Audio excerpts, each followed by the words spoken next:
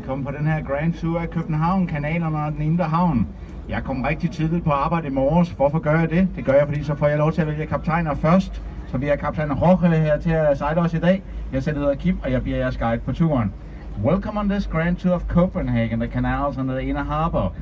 I came in very early this morning.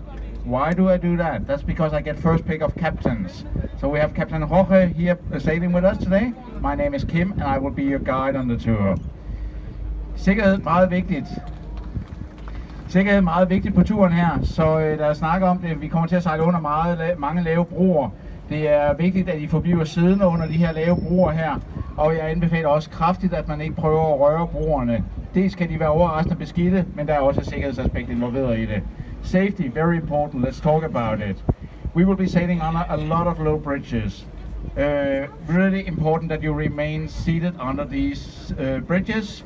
I also strongly recommend that you do not try to touch the bridges. They can be surprisingly dirty, and there's also a safety concern involved. Sidste servicemeddelelse. Det er en ikke rygeafgang, men hey, det er alting jo. Last service announcement. It's a non-smoking boat, but hey, everything is nowadays. Og så håber jeg bare, at vi får en rigtig god tur. Last thing. Hope that we will have a very enjoyable hour ahead of us. Første lave bro, så venligst forblive siddende. First low bridge. Please remain seated. Thank you.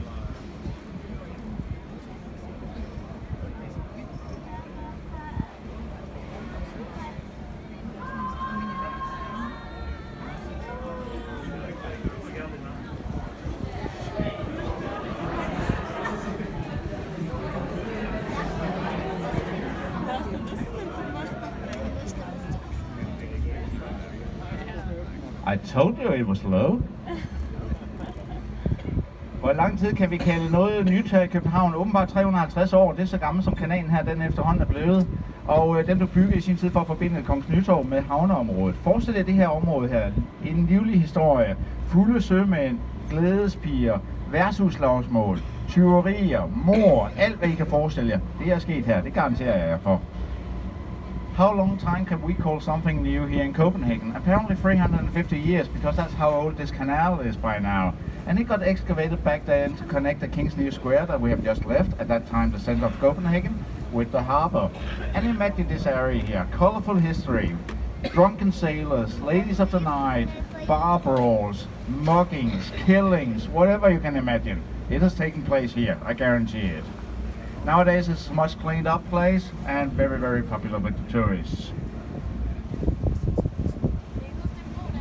Her hvor vi kommer ud af kanalen her, så det første vi ser på venstre hånd her, det er skuespilhuset bygget i 2008. Og skuespilhuset, da det åbnede i 2008, skulle vi jo finde på et stykke at spille derinde. Og det blev så til Hamlet af Shakespeare. Og det giver rigtig god mening. Hamlet finder sted her i Danmark. Og der er en linje fra Hamlet, som alle kender, og det er at være eller ikke at være. Der er en anden linje, som er mindre kendt for Hamlet, og det er, der er noget rådent i Danmarks rige.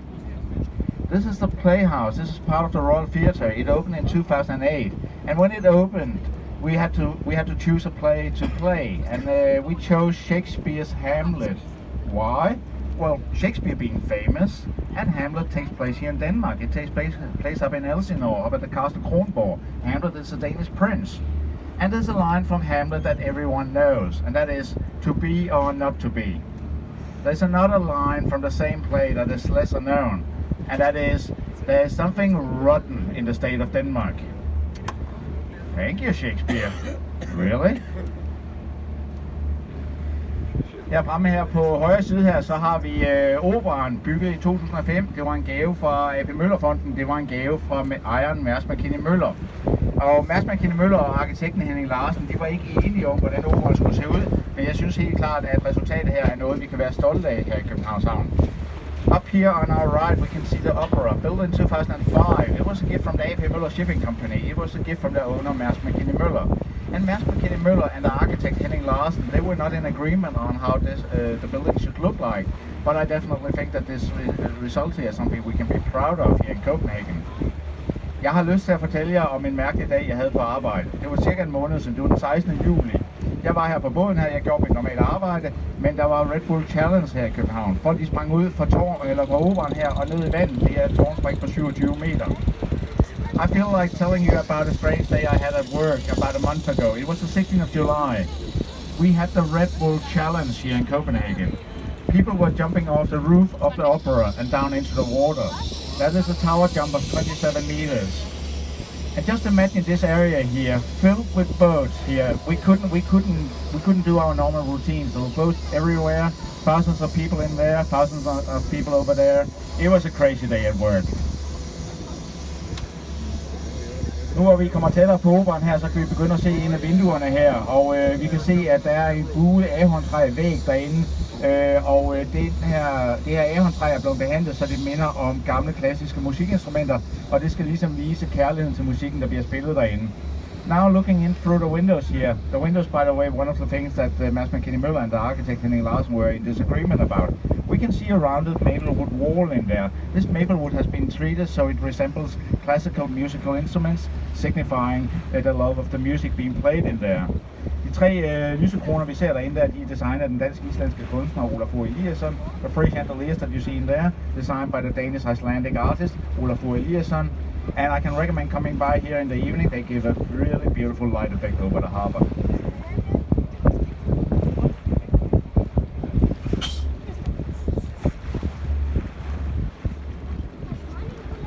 Det der kommer til syne herude bag kranerne herude her, det er Amager Bakke. Amager Bakke, det er et moderne forbrændingsanlæg, vi har fået her i København.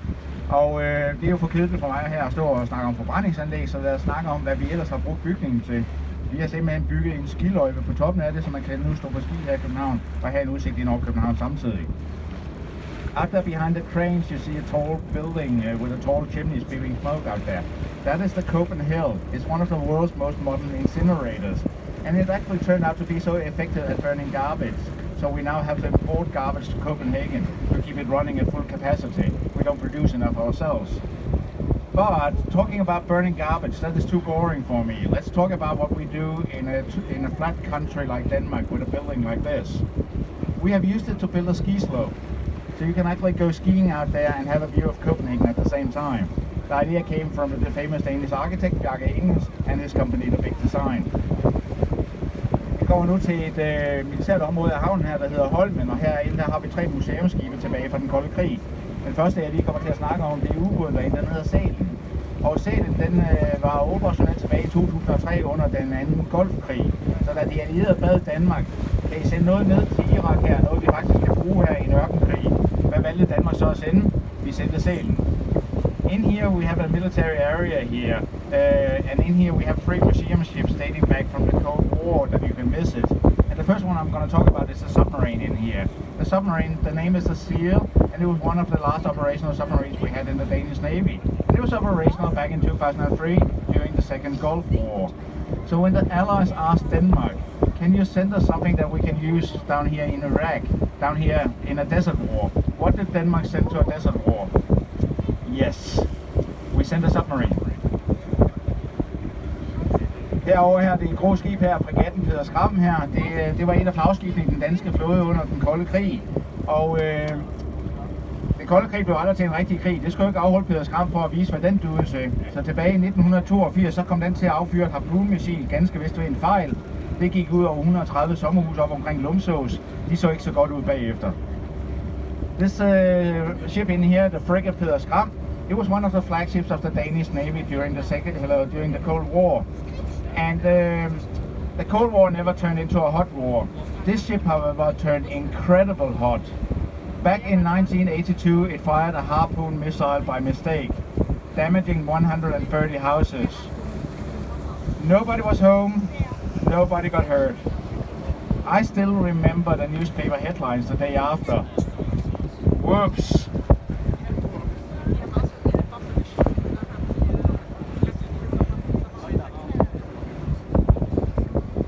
Vi kommer nu omkring her, og vi kan begynde at se batteri Sextus, en del af Holmen her. Og batteri Sextus her, det er en aktiv del af forsvaret i Københavns Havn. Og kanonerne, vi kan se herinde, de virker. Det ved jeg, for jeg bor tæt på, og de bliver affyret 2 gange om dagen. De bliver affyret om morgenen ved solopgang og om aftenen ved solnedgang. Problemet er bare, at solen den står op kl. 34 om morgenen her om sommeren. Det bliver man ikke populær ved naboerne med. Så det er simpelthen blevet besluttet, at solen står op her i København kl. 8.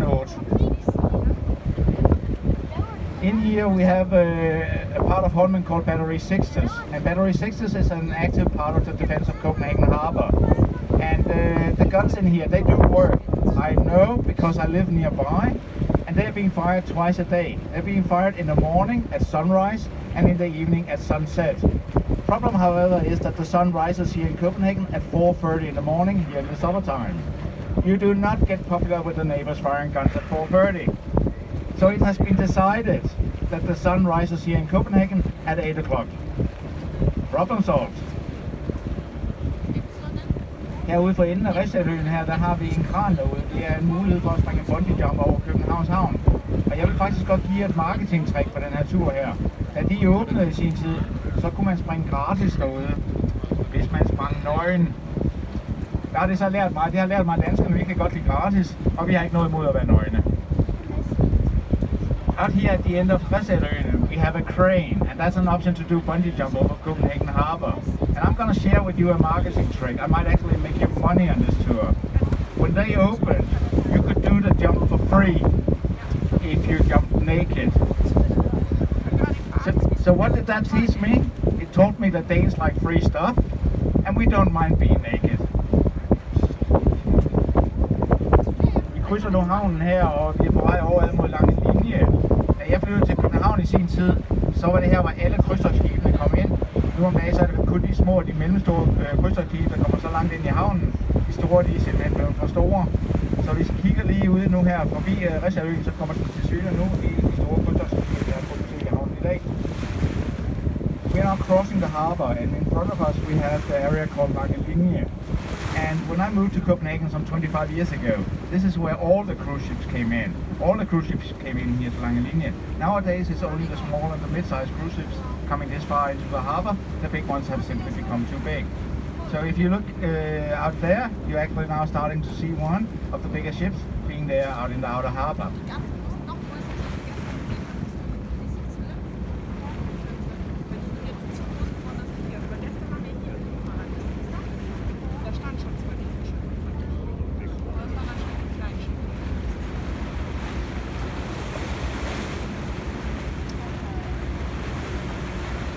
Kaptajnen har nu lige foretaget et drej, og det betyder, at vi er på vej ind mod den lille lange linje, hvor vi har den lille havfrue. We are now approaching the Little Mermaid. I can imagine we would get a few complaints if we didn't have her on the tour, so we have. Vi kommer til at ligge stille lige bag ved den lille havfrue her med et øjeblik, og jeg kan se, at der står en hel del mennesker derinde og tager billeder. Vi kommer til at ligge lige bag ved hende, så smil, vink. I kommer på rigtig mange Facebook- og Instagram-sider i aften. We will be right behind her in a moment. I can see quite a lot of people in there already taking photos, so wave, smile. You will be on a lot of Facebook and Instagram pages tonight. Statuen her, det var en gave fra Carlsberg-bryggeren Carl Jacobsen, og han gav os statuen tilbage i 1913, og hun har jo så siddet her på sin sten lige siden og ventet på sin prins. The statue here was a gift from the Carlsberg brewer Carl Jacobsen, and he gifted us this statue back in 1913.